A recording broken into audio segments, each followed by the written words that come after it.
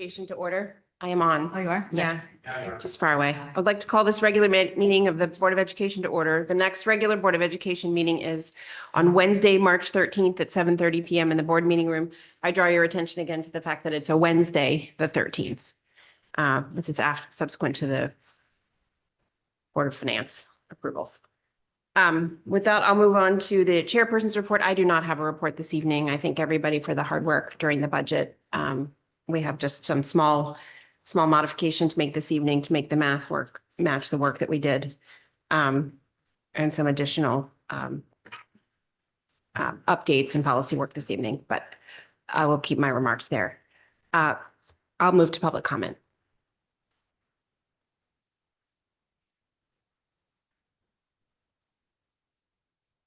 No one in person? Anyone online? Public comment? Good evening. If anyone in person would like to participate, please come up to the podium. If anyone online would like to participate, please use the raised hand icon. There are no raised hands at this time.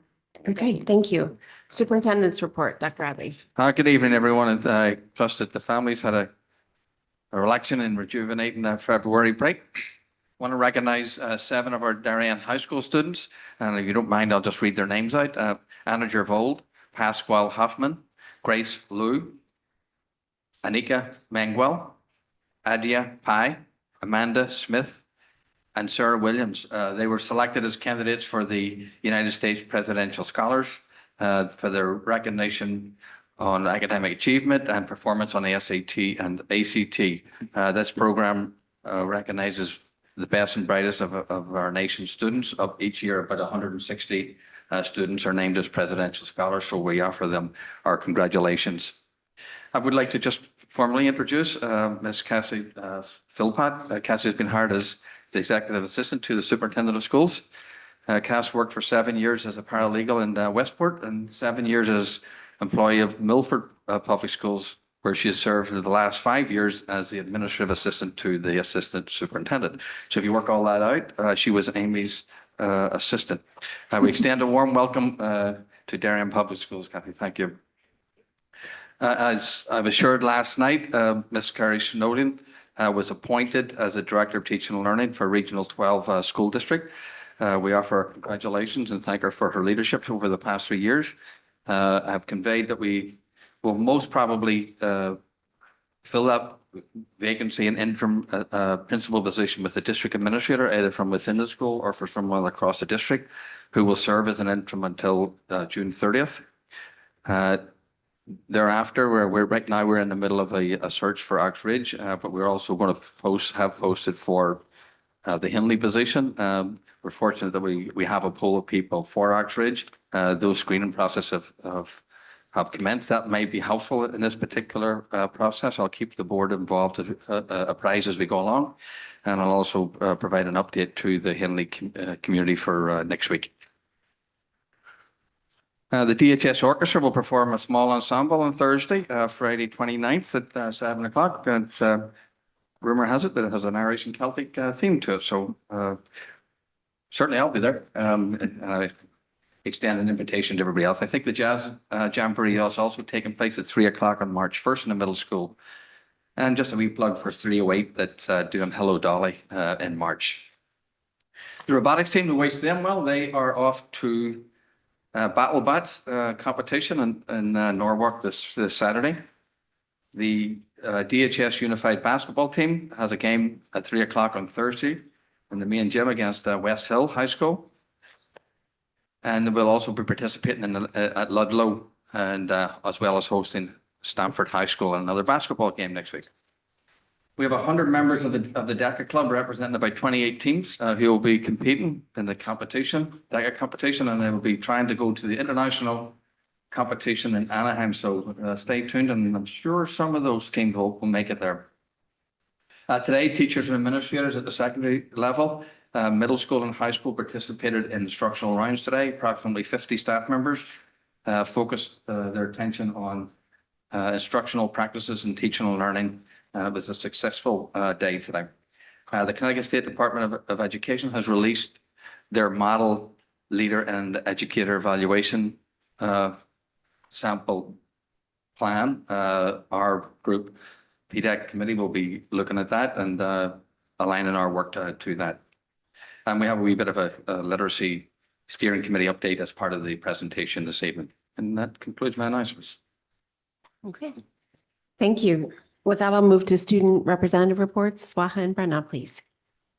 Good evening. So at the high school, students just got back from their February break where they weren't assigned any homework or test prep. So hopefully everyone got some rest.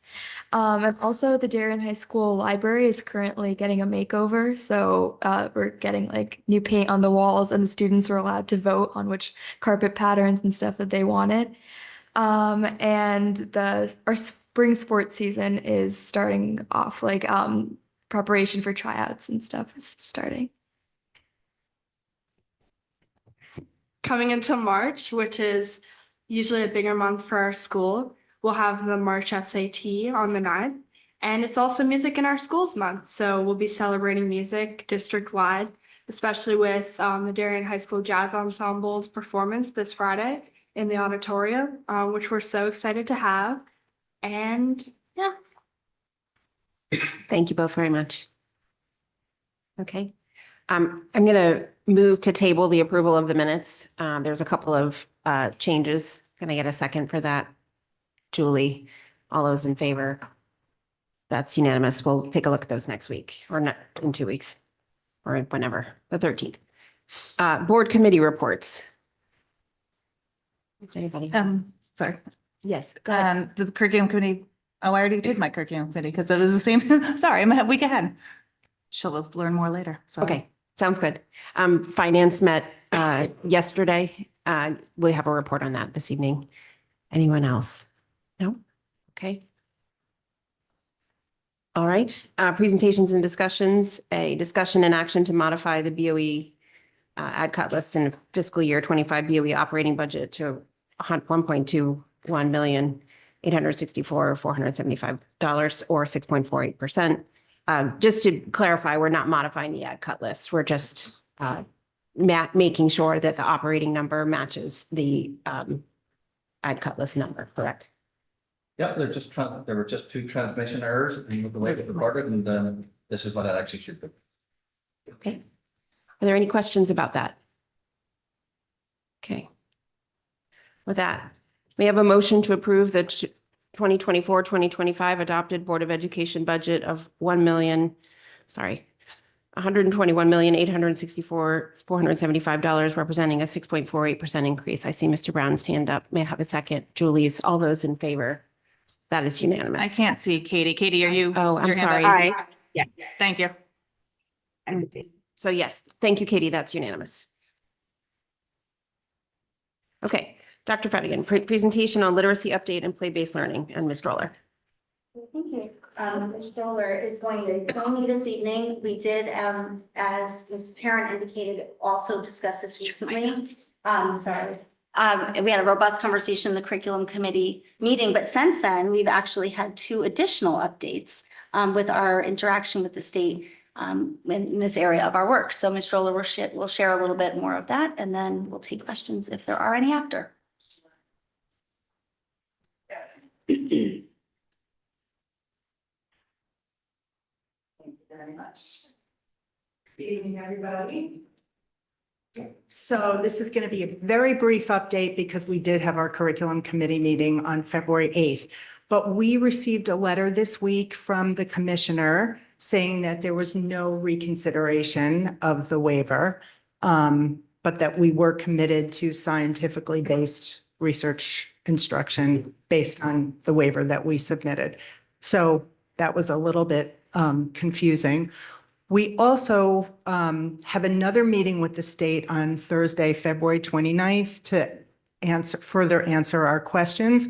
We subsequently found out that a neighboring district FOIA'd their waiver, and this learned from the state, and the state did confirm that they never reviewed the 2022 units of study, which were part of our compendium of curriculum resources. So we're just going to continue to question why we received the feedback we did when they, in fact, did not review our curriculum. However, as we said, we are using this as an opportunity to review our literacy program. So I'm not sure why this is, oh, there we go. So we have put together a very comprehensive literacy committee. We are going to talk about roles and responsibilities, co-create our vision of high-quality literacy instruction. And we're saying PK to 3, but we have a committee of 42 participants, pre-K through grade 12. We have special education, regular classroom teachers across all levels, SRBI, psychologists, administrators, department chairs, middle school SRBI. So it is really very inclusive. And we are also planning on holding focus groups for parents, for teachers, and for students. So Dr. Fedigan, myself, Jen Fisher, who is the vice president of the Teachers Union, Ms. Torre and Ms. Klein are all co-chairing this. So we have this large committee, and then we have a smaller core review team that is comprised of kindergarten through 3rd grade classroom teachers, SRBI specialists, and special educators who are going to actually review our curriculum as well as the curriculum models approved by the state. And of course, everything is grounded in our core values, mission, and vision. So our steering committee, as I said, they're going to agree on this vision, and we're going to use that to create a lens through which we evaluate these programs. Our core review team is going to be trained in the lens, and then we'll narrow down the programs and materials to determine strengths and weaknesses, go back and share it with our steering committee, and then make recommendations. Probably the battery, right? I will just keep going. We have a very aggressive timeline. We've had 2 meetings already. We are hoping to do our focus groups in March, and we have 3 full release days for our core review team to look over these programs. So like I said, it's very comprehensive. We will continue to update the curriculum committee on our progress and share with the district curriculum team and the full board. Continued communication, as I said, with teachers and administrators all along the way about our progress. We are continuing to work with the state. We are also doing a deeper analysis of our subgroup data and ongoing curriculum work and planning for professional learning. We are also still engaged in our professional learning this year, so that's ongoing. And next steps, as I said, our presentation, our communication, our school district curriculum leadership team will approve the curriculum and materials that our team determines is best for our students. And then we will do a presentation to the full board. We'll next provide an update to the curriculum committee during the March meeting. We'll have met with the steering committee again in the interim, so we'll have more to share. Okay. Will you be sharing your rubric? Because Oh, yes. As Yes. it's developed, we'll be sharing the rubric Okay, and the wonderful. focus group questions and all of the artifacts that we use along the way. Okay, and some of the data, Correct. we'll be excited to see data. Mhm. We're Great. working together with Mrs. Klein throughout. Okay, great. I'll open it to board questions. Julie? And Katie, I can see you, so just raise your hand whenever you're ready. Thank you for the update.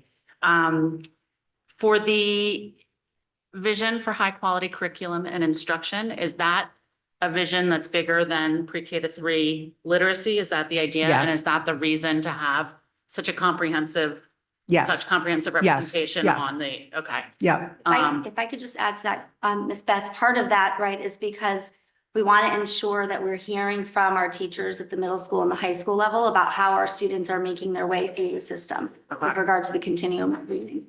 and also anything that we do is going to impact upper elementary, even though this is pre-K, really K to 3, we're including pre-K because it's going to include them and it's going to include 4th and 5th and then middle school and beyond. Okay. I ask for two reasons. Just so we understand what we're expecting to see as a board and what we're evaluating, how broadly we intend to use that vision. And also just to understand the resources that we're putting against this, which I would 100% recognize as a critical project, but we don't want to overcommit resources, obviously, because we're taking teachers out of classrooms and instructional time away from students. So I just want to make sure we're being cognizant of that and careful with that. Anyone else? Sarah? The Friday before break, you sent an email around from, I believe it was from Patrice at CABE, that had a clip of Representative Curry in front of, I want to say it was the Cheshire Board of Ed. And his comments during that conversation seem to differ from what you're hearing from CSDE. Is there? There's a complete disconnect from what he said. Your mic's on. Oh, sorry. There's a complete disconnect from what Representative Curry said. He's the chair of the Education Committee, and what is actually happening in practice, at least currently what is happening in practice. Has either of you heard anything different from any other legislators?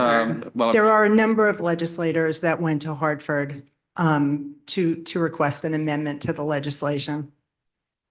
and the various districts, as of even today, I talked to several districts who are of the same disposition, same perplexement of like the disconnect between the messaging. Okay, anyone else? Robin? Just one question, because I know this is a pretty aggressive timeline and we need to have all of this in place. I think it's by July 1st or something like that, right? And Of 2025. oh, Oh, 25. Oh, okay. I just wanted to kind of understand what I know you have the share with the curriculum committee of the Board of Ed, but will there be a chance for the Board of Ed, once that presentation is made, to have an opportunity to kind of, have any kind of feedback prior to this being finalized? Or is that just through the curriculum committee that would happen? Well, the way the policy reads, the curriculum committee will make the approval, but all along the way, the board will have an opportunity to provide feedback on process. And also, we intend to share more information about our curriculum that's currently in district, the resources that we use, and to make available to the board and to the focus groups all of the approved materials that we're considering. Okay, So you'll be able to actually put your hands and eyes on those things. great. Thank you. Julie? Thank you. I just had one other question. The survey, what are we surveying or who are we surveying in the survey that's in the next steps? We want to get feedback from all teachers, even, not the teachers that are on the steering committee. So we want to offer a survey, and teachers said that they were interested. We'll be sending out a survey to parents as well. Oh, okay. Yeah. So we're surveying multiple We are. stakeholders Mhm. about high quality curriculum. High quality experience. Okay. Yeah, and for parents, their children's experience, what they see as strengths of our program, as gaps in our program. Okay. I just want to recognize, actually, at least the State Department did recognize Julie's assistance and work in this capacity. And our district, I'll say, is going above and beyond, and also the idea of actually developing a comprehensive review process with staff involved in it.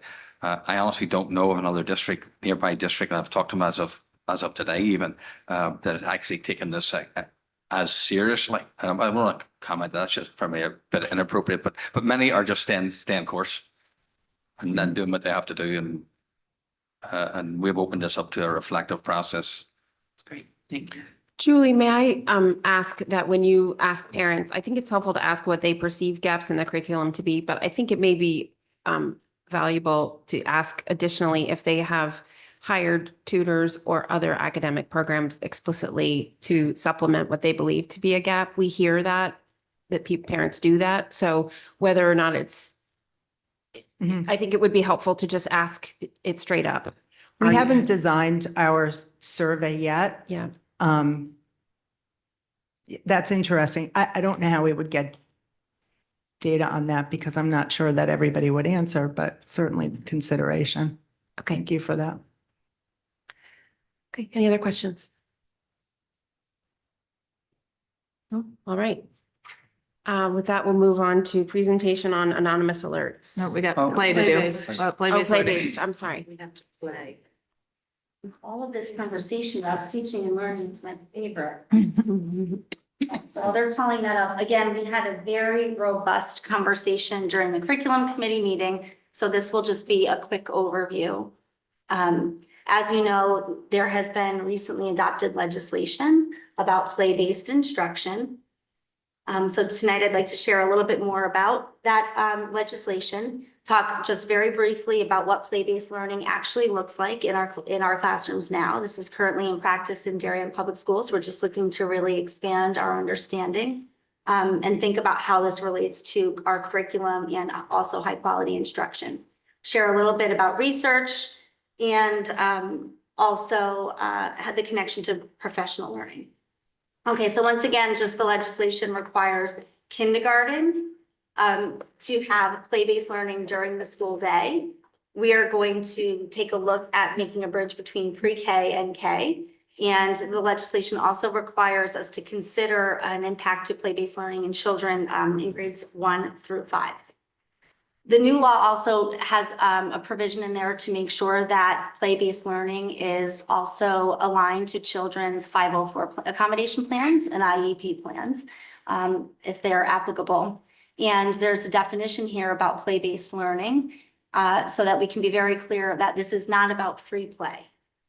Play-based learning is really a pedagogical approach, and we're going to take it a step further and think about how play-based learning is aligned to the standards, right? So all of this is standards aligned. And when we're talking about play, it's really about integrating the standards, which happens very naturally in early learning settings. It tends to happen less so as we go to the secondary schools where there's much more of a department-driven focus. Most of the research that we'll continue to use in district will be from the Center of the Developing Child from Harvard. You can see here, these are actually all pictures of our current students in ELP and kindergarten program. And this really speaks to the why we know that it's important, not just from a brain-based perspective, but the really the impact that introducing play and high-quality learning experiences will have on children and their community in future years. This is a slide that we did show during the curriculum committee, and I had asked the members who were there that day, what do you notice? So I won't engage us all in playing in that game now, but if you notice this, you can see that this is bad news for those of us in the room that are, above the age of 20 or 30, certainly. The amount of effort that it takes for our brains to learn new things is much greater. Right. And the sweet spot for children in their learning is in those early years. That's why there's that argument. Heckman does a ton of research on this, Dr. Heckman, about the start early, and early is better. This slide just shows from a brain-based perspective, when children develop, most of the developmental neurons and synapses are connected between birth and the age of 6. And what happens from 6 years old on is what's called pruning. Some of those connections become less concrete, and it's harder. Like the work of learning is harder after 14 years old, 20, 30, and so on. You can see that there from that actual brain scan. During the curriculum committee, we talked about the impact of these concepts in even just designing our school day. And one of the things I asked the group to take a look at is, what do you notice about these pie charts and the difference between how time is allocated in typical pre-K settings and in typical kindergarten settings? And what we talked about, we noticed, is there's a great deal of whole group instruction that tends to happen as children move up through from pre-K to kindergarten. And there's less time typically for choice. And so part of this legislation and the idea of this brain-based learning is to change that. Again, I commented earlier about the difference between free play and play-based learning. Both are fun, but play-based learning is much more intentional. It actually requires a great deal of effort on the teacher's part to think about integrating those standards for learning and thinking about how we measure students' learning in those types of settings. These are the standards that are currently integrated and at play, I'm sure Shirley agrees, in all of our ELP settings. And there should be a very clear connection between these standards and the standards that are manifested in our kindergarten classrooms, kindergarten up through grade 5 and beyond. Again, just some other research from the the Academy of Pediatrics about why play is incredibly important. That play is children's work. It's not frivolous. It shouldn't be considered as recess or extra. It's a very sound pedagogical approach. These are just some examples of how children, what they can learn as they engage in play. So we talked about dramatics, creative art, manipulatives, all of these things that we typically know as centers in classrooms that help children develop problem-solving skills, communication skills, and so on. How this will look in our classrooms as we move forward when we think about developing curriculum is to have children engage in provocations or things that they're wondering and curious about. This is when our very youngest learners think about things they want to research, things that they see and hear about and experience in their community, things they wonder about. Children write their actual play plans. When they start writing play plans in kindergarten and in pre-K, they're typically picture-based. And you can see how their writing develops throughout the year. The other important piece of this is this connects to executive function and the idea of young children being able to make a plan and stick with a plan and follow it through. Just again, a quick reminder about our curriculum revision cycle. This I guess, enhanced focus in pre-K and K to start will require us to take a look at our curriculum. This would be an impetus for change, and we'll be doing so as we move into the spring and into the summer. We already have a kindergarten and pre-K committee that's been taking a look at this, especially with regard to the shift in the age of entry for kindergarten. So we'll continue to keep the board apprised of the curriculum as we continue to develop it in this area. And that triangle on the side just talks about when we make shifts in curriculum, we have to think about how do we support our staff in that? What resources do they need? What professional learning do they need? Professional learning is part of the legislation, should go without saying, but we know if we strengthen the capacity of our educators, that should lead toward improved student learning outcomes. This is a very, very broad tentative timeline for the work ahead. So we're obviously engaging in research. We'll be thinking about how we identify really high quality instruction in early learning settings. Think about the implications for the policy and legislation in our classrooms. Think about impact to curriculum and professional learning that we offer for our staff. Any questions? Thank you. Katie, I can't see you this time. I'm good, thank you. Okay. Julie? I just, a quick comment, thank you. I thought those two side-by-side pie charts, like, just say so much. The difference from pre-K to K is just shocking. So it's exciting to be being more focused on the importance of play, I think, for our younger students. And I couldn't help but notice that the veterinary clinic get up seems to be incredibly popular. So I think we need to make sure that we make more room for that to be used. Thank you. Anything else? Good, thank you. Brenda Arswaha, anything you want to say? No? I mean, play-based learning is how I taught myself how to read when I was 2, so Yeah. clearly it works. Yeah. We should talk. Definitely. I bet you do have some high schoolers who'd be excited to engage. I know we Yes. would, yeah. Yeah. All right. Thank you all very much. Thank you. All right, with that, we'll move on to presentation on anonymous alerts. Leon Korlakowski. Good evening, everybody, again. I'd like to thank Leon for his work on this, and also our Director of Mental Health, Alicia Dad, who is not able to be here today. She's at one of our groups looking for a grant for the middle school teen talk. This, if you may recall, this started last year. The administration was trained on anonymous alerts last year. There was a rollout, and we said we would come back and share with the board what that rollout would look like. So because it's sensitive enough, it's also important that parents understand what's going on. So we'd like to share with you what that rollout looks like and some of the materials that have been especially developed for us. Leon will talk about that, but they've been actually tailored for Darien and some of the upcoming workshops and so on and so forth. So with that, I'll turn it over to Leon. Thank you. I promise to be thoughtfully concise. Thank you.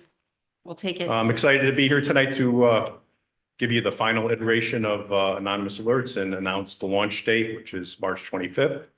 And I'll talk a little bit about our history, how we got to where we are, and why I think this is going to be an exceptional product for our students and will help them in many ways that we just don't know yet. So Anonymous Alerts is an app that helps students report incidents and safety concerns to school staff. And as Dr. Adley noted, we started work on this in March 2023 across the district. It was a very collaborative effort throughout all the schools. And we narrowed the focus and identified this company as the best fit for our needs. And part of that was customer service, and they've been exceptional. And all of the dozens of companies that I've dealt with over my whole life, their customer service and responsiveness is incredible. And they've gone all beyond all expectations. I think it's moving ahead quickly. It's trying to move me quicker than I want to go. And some users that use the same platform are Greenwich, Newtown, Norwalk, and West Hartford. And I've spoken to all folks at each of those school systems, and they've given me some very good feedback. And why do we need this product? We would prefer that students speak with a trusted adult, but we know that there are some who prefer to report something anonymously in a platform like this. And that's why we believe it'll be an essential tool for our students. It's focused on Darien High School and the middle school, grades 6 to 12 right now. We may expand that depending on how it operates and the needs. It is from 7 a.m. to 3:30 p.m. during school days only. We may expand that too based on how it gets launched and moves forward. And it's focused specifically on harassment or potential bullying, suicidal thoughts or threats, threat against student, staff, or school building, and weapons on campus. It's available in multiple platforms, including iPhone Store and Chromebooks. And before the launch, it'll get pushed out to all the Chromebooks in our district, so the students will have access to it. And it's going to be an exceptional tool. There's also a web address that students can access once we get our website up and running. And that'll be that tip line there. And it's very similar to how the app works. And students can download the app if they choose to do that on their iPhones or their Android devices by using those IR codes there. And that's kind of how it looks. You can send an incident report. There's a message center where the student can look at the communications they've had, and they can access links for helpful information. And there's also emergency telephone numbers there, which I'll go into a little bit more in depth. So that's those are the screenshots there, how it looks. Darien High School, the incidents, those 4 specific incidents, only students can send reports. We were very specific on that. And the select a location where the incident is occurring. That's a pretty comprehensive list of where things might happen, where they can get reported. What are the reporting hours? As I mentioned, 7 a.m. to 3:30 p.m. on school days. No reporting outside these hours. The message that they'll get is that gray box on the right there says, oops, it looks like you're trying to submit a report outside the reporting hours. And they can click on that icon there, which is a phone, and it gives them some essential telephone numbers to call if it's an urgent matter. Otherwise, they should report it on the next scheduled school day, and an administrator will respond to their report. So simple steps for incident submission. They select the submitter type, which is a student, their school, DHS, or MMS. They say what and where it happened. They describe the incident in detail, decide to be anonymous or not anonymous, and that's their choice. And they press submit their report. And then it gets pushed along to the administrative app. They can chat 2 ways with the administrators, and they can look at their previously submitted incidents, and they can send reply messages if they want to share more information. So it's a pretty comprehensive 2-way communication platform. And student help and resources, right now we only have 2 resources that we thought were appropriate on the left there. And it's easy to access in the mobile apps. It'll be populated with web links and video content. And mental health and safety resources are there. If you could click on that dedicated video section hyperlink for me.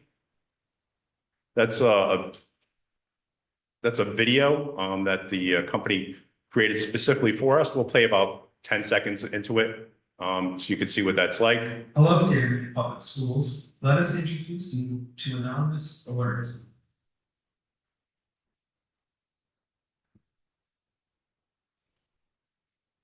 Hello, Darien Public Schools. Let us introduce you to Anonymous Alerts, the incident and safety reporting mobile app and website. Anonymous Alerts will allow you to anonymously share issues and concerns directly with school officials, who who can respond, communicate, and provide you with any help you need.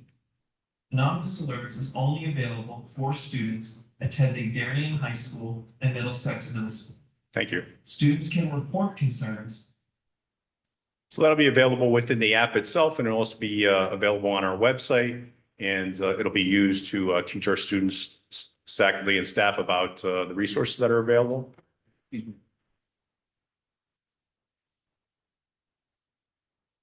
And some help numbers there are available on 911, of course, and then various suicide help numbers and crisis text lines. So the student can decide what numbers they want to reach out to for the help that they might need. This is what it looks like for the web version. So there's two different versions that I explained. There's the app version and the web version, but it's very comparable in how you submit information and report things, and it results in the exact same way, communications with the administrator. And that's what right now initial staff who will respond to anonymous alerts are the Darien High School principal, middle school principal, the director of mental health, and myself. And we will all get the alerts, and we'll all collaborate as the alerts come in to decide how we handle them, what to do, what not to do, and then we'll decide what resources need to be brought on board.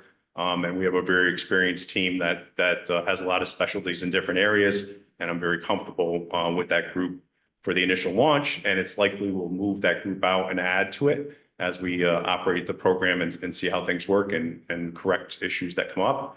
And that's kind of what it looks like there, that test box there. When an administrator gets a tip, that's what it looks like, that test case of harassment or potential bullying. And then they communicate back and forth with the student. Initially, they'll get a text message to let them know that an alert came in, and then they access the app that they have, and that tells them how to communicate back and forth. So the implementation timeline, February 27th is tonight. The 28th, the DHS staff will receive a presentation. The superintendent will be communicating on March 1st. March 6th is a presentation to MMS staff. The weeks of March 11th and 18th, MMS students as parent information sessions. Week of March 18th, DHS student and parent information sessions. And March 25th, we will go live. And that's kind of the good summary on a pretty exceptional product.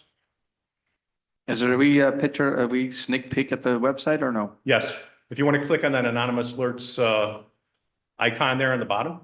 Sorry. That's okay. That's it.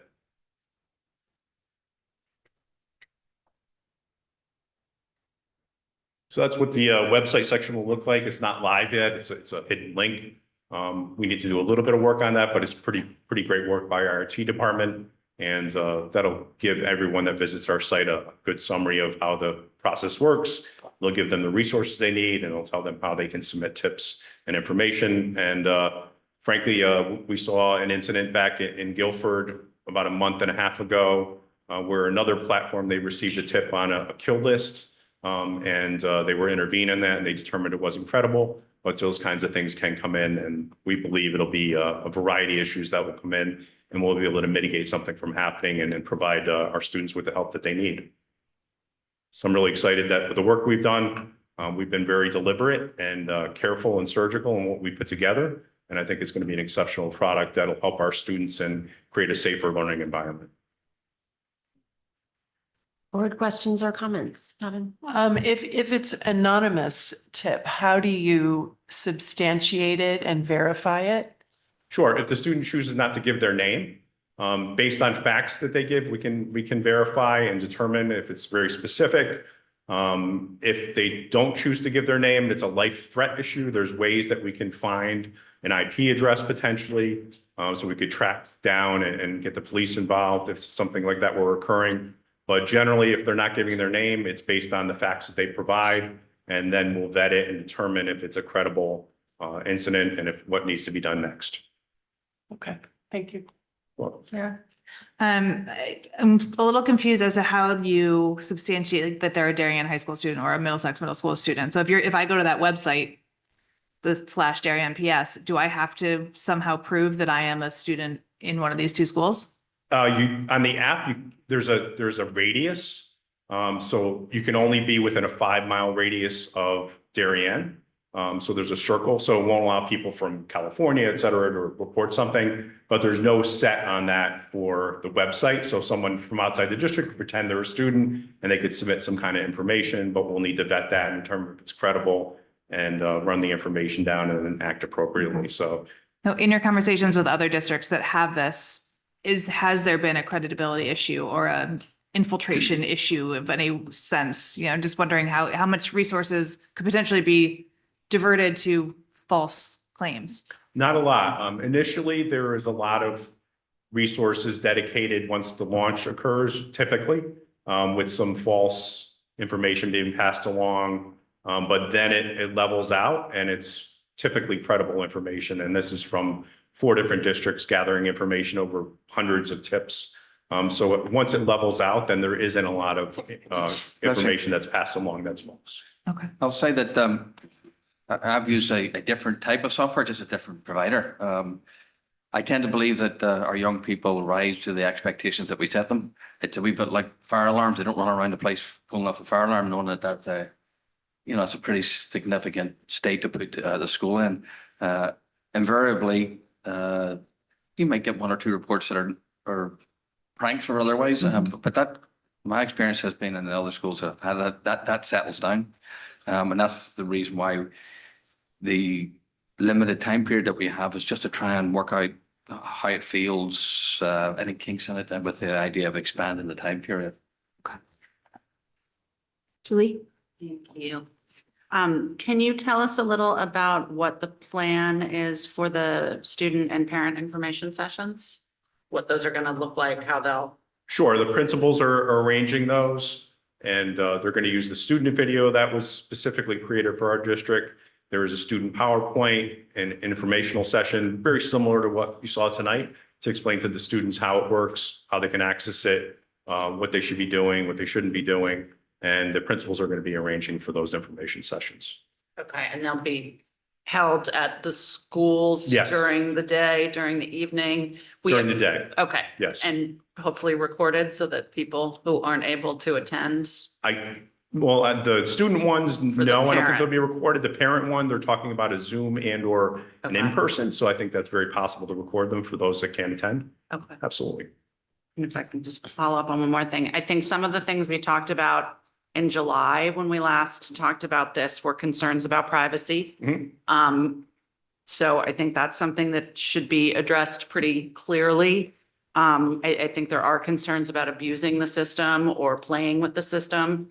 I know there were some stats and some other good information in some of the materials we looked at over the summer that I think would be helpful to include for peace of mind, et cetera.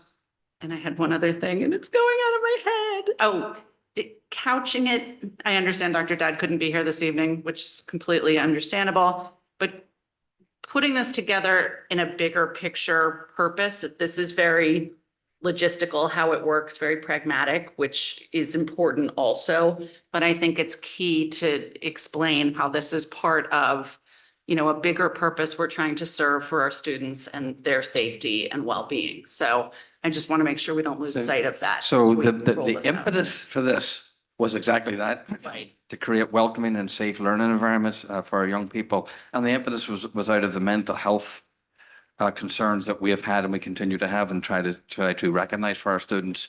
I'll just say that, this does not replace, nor does it advocate for a different way of doing something, because we will always depend on the relationship between our adults and our young people. And hopefully, that's the way that the majority of reporting would actually take place, and we would advocate for that all the time. But we're also not, honestly, we're not to the point of where we just say all our students are going to do that. Well, they're not. Okay, so there are times and places where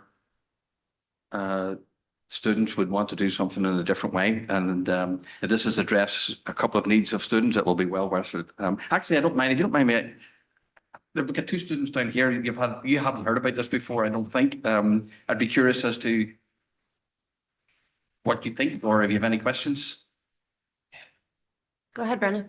Well, I was just wondering how the anonymity is communicated to the students. I know that there's situations where it would need to be, intruded on for safety concerns. But if I'm a student and I'm fearing that if I say someone's bullying, then they're going to come after me, find out who I am. Because a lot of the times, I mean, I've had experience with this. Many people have had experience with this. Administration, they have the best wishes for us and they have the best intentions, but sometimes they'll try and get you in a corner and get all the information out of you that they can. And it's like, write down who this was, like first name, last name. How am I as a student ensured that I'm not going to be cornered like this, pressured like this? And then also my other concern was, why not have this platform available as long as we can? Why strictly in school? Because I feel like a lot of these incidents might be occurring as an afterthought, or they might be coming up at 9 p.m. on a Sunday. How am I as a student not able to access this resource? What's the harm in having it available more often than we might need it? Well, Brandon, one, you can actually record a bullying anonymously now, right? So we'd have to talk it through with your administration, but you can actually anonymously report a bullying incident and your anonymity can be protected. So that's if you went in person to do that, you could actually do that. So this is just another way to actually do that if you wanted to do that. I will say to you that the window of opportunity that's open is only to try to work out the responsiveness of our response back to the students. It's a wee bit of a trial period, to be honest with you. Yes, the intent is to open it up for a longer period of time. There are things that our administration have been very open-minded to this, up and down the system, even our elementary schools. We're not doing it in elementary, but the idea of opening it up to different hours, yes, but it's just not as simple as to go from not having anything to 24 hours a day. I mean, respectfully, administrators have lives outside, personal life, private lives, so on and so forth. But here's the deal: if this saves a kid, if it serves that purpose, or supports people who are hurting in some capacity, or people who want to report something, we'll invariably open it up. Now, what the hours won't be 24 hours a day. But there is an understanding and a commitment that we will expand it, but we want to learn first of all, does it work in the way we think it would work? What's the extent of the reporting and so on? Does that make sense? Swaha. Yeah, so my initial reaction was also about like students misusing this app for like either to get someone they don't like into trouble, or like just for the sake because they're high school students. But if it's working in other towns, then I guess that's fine. But also, would the students know who's like responding to them, or would it just be like they're talking to a phone or like texting a random number, and like, or will there be like would they know a teacher or the person who they're talking to? Yes. Yeah, that'll be decided by the administrator if they think it's appropriate to share their name and who they're communicating with. If they think it would help the conversation and create that rapport, I think that's very possible, yes. Okay. And then I know Brenna already touched on this, but like if we're talking about mental health, I think a lot of those issues don't arise during school hours anyway. So they come either when students are alone at night, or it's not something that they would be thinking about at school or like while you're in the cafeteria with friends, or they probably won't be opening up this app to use it. Totally agree with you. And that's the intent would be to expand the time period. When you go out to talk, we have a variety of things in place. Like we've got some team talk hours and things like that. And then of course, there's always the other numbers that you would call. When you go out to talk, are you going to talk about sort of the layers of support that are in place for students from a mental health perspective to that point of I'm sorry? well, we have layers of support. There's also teen talk that people could reach Sure. out to at different times. It's and- another and there's- resource, and keep in mind too, if a student tries to submit something outside the reporting hours, they're still going to get that pop-up with help and contact information that they don't have right now. A very Darien specific set of information. Yeah. So that's really helpful because you can find all kinds of stuff on the internet and it may not be the best stuff. Yep. So it's another resource, and certainly like Dr. Adley said, based on our initial launch and the needs, we'll decide to expand the hours, et cetera, as needed.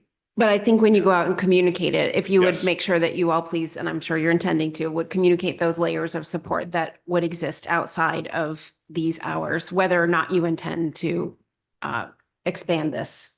I'm sure you intend to, Excuse me. but Yes, thank you.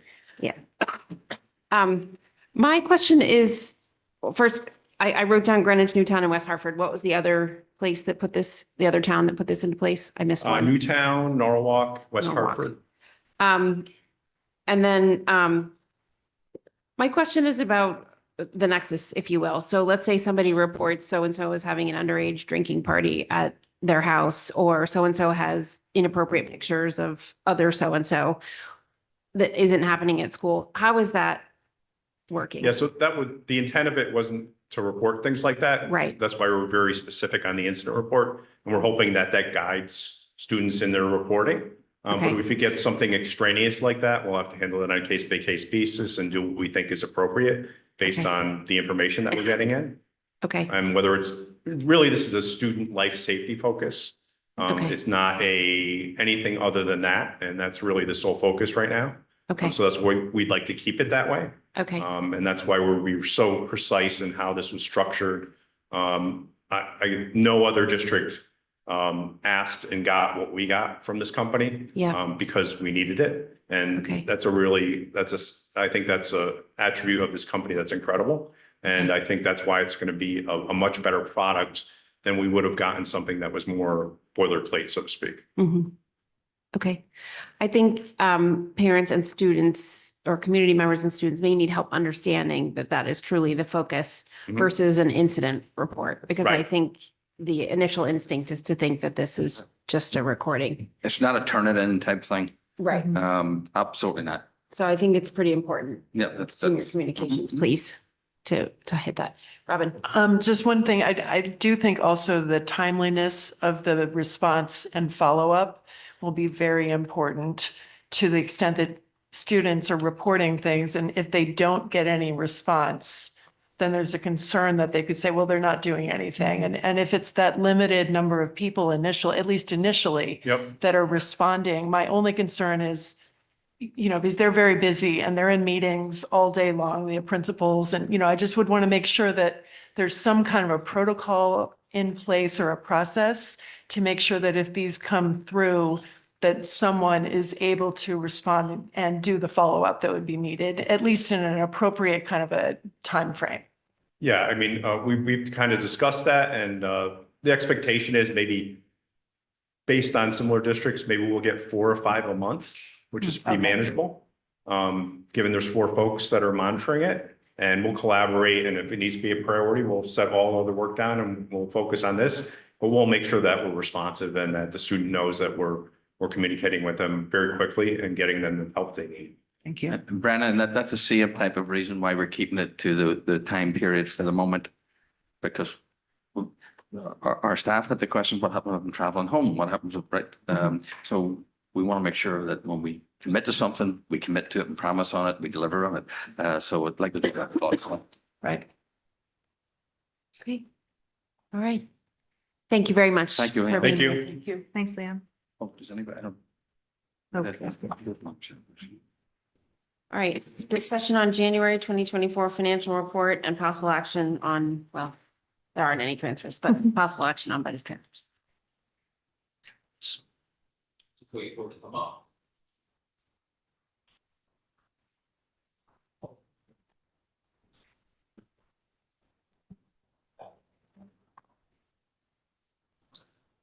So this is the financial report through January. Through January, we are forecasting a deficit of 228,515. The general education RCs are forecasting a positive balance of $189,076, with special education RCs forecasting a deficit currently of $417,591.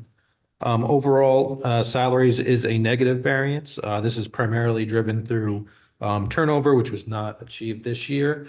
So we do have a deficit in turnover of $324,000. It is partially offset by salary savings from vacant positions, clubs and councils that have not run, or step savings in those clubs, and the new salary schedule for the custodians.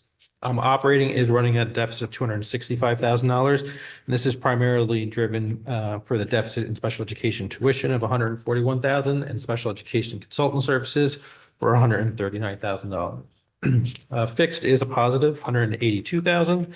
This is primarily driven by savings in health insurance through census changes of about $75,000.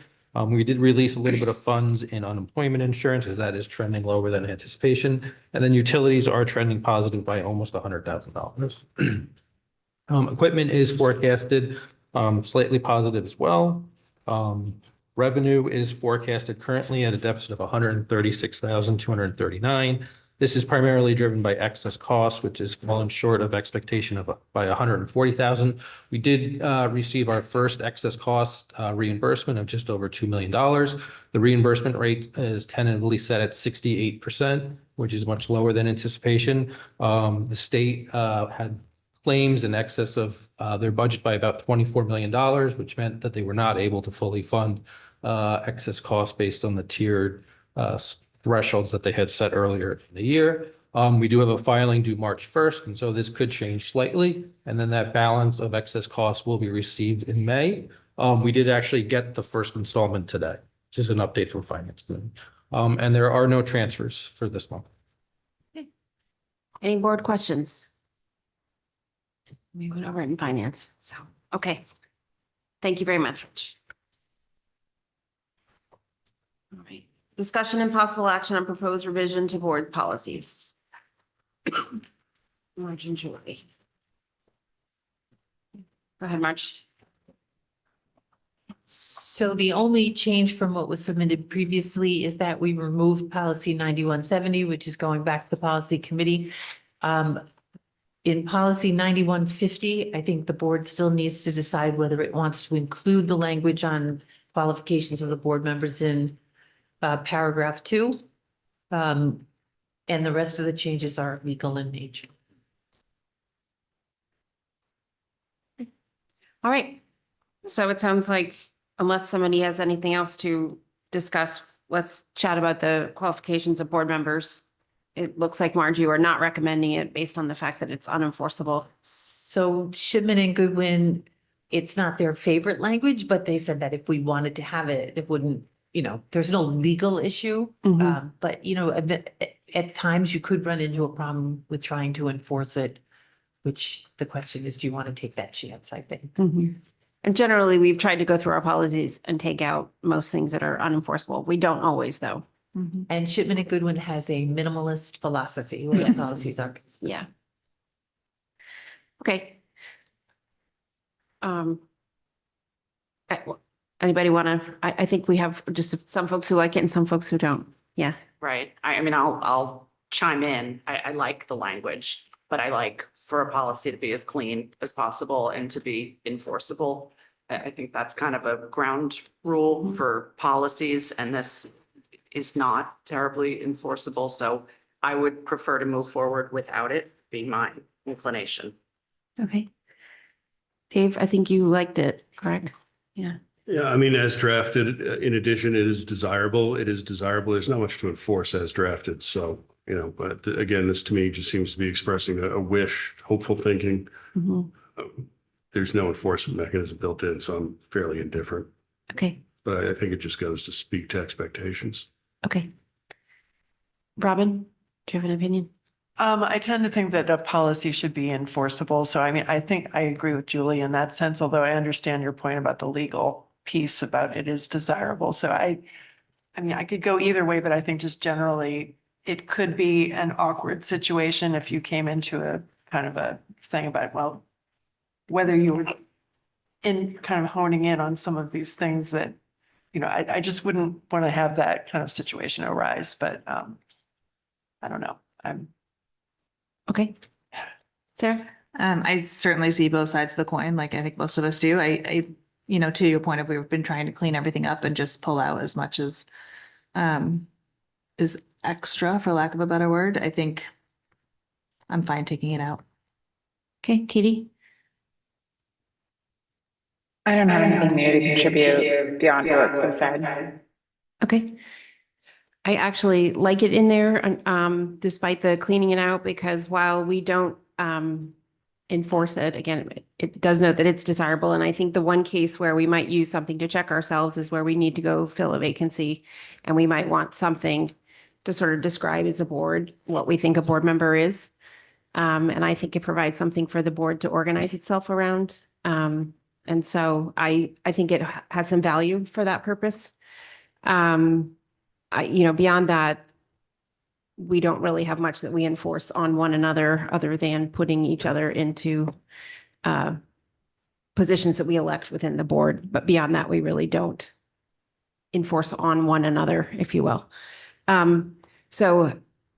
It would be my recommendation to keep it because we do, I think, sometimes have to talk about what a board member is. It's rare, but that's my thought. So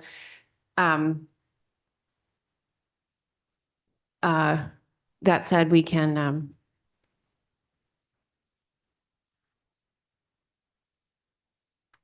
normally we just approve as a batch. We can separate this one out if we want to. Or I guess I'll leave it open for debate a minute longer.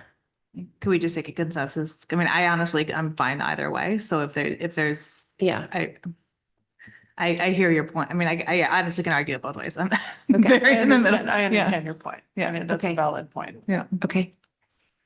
All right. I'm swayable. Okay. I don't think it does damage. No, agreed. That's what I'm Right. saying. Agreed. I think All right. it's a little counter to what we're generally trying to do with Right. policies, but sometimes you have to operate a little counter to what you're generally trying to do. In all cases. Yeah. Go ahead, Dave. I could argue it way more than just two ways, but I Yeah. would prefer just to leave it in. So, Okay. Okay. Okay. Based on that, I think let's just leave it in and vote on these policies as a batch. Okay. So this would have to be amended though, because isn't it, it's redlined. Oh, it is Or we it just- redlined out? yes, It's redlined out. So could we just say the batch with 9150 amended? As amended. As amended. As amended, Yep. yeah.